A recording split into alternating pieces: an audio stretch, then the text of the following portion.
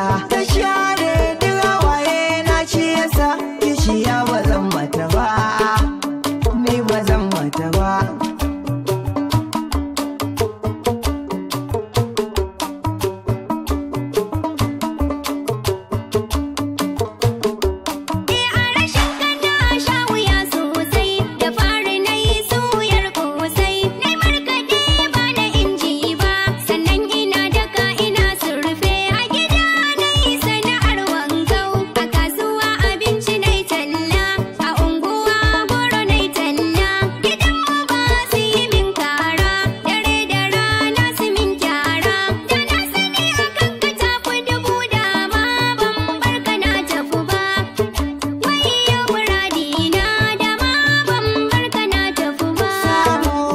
Shi na Allah ne, amma ke baki duba ba.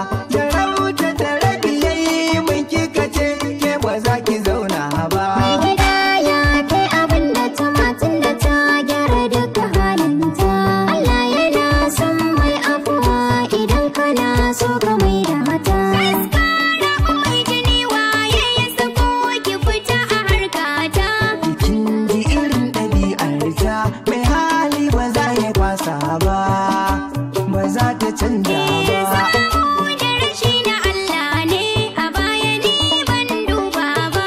Ka taimaka ka mai da ni ɗaki na, kuskure ba za ni kara ba. Dama ta biyu kaɗan bani wata alfarma na ɗan roƙa.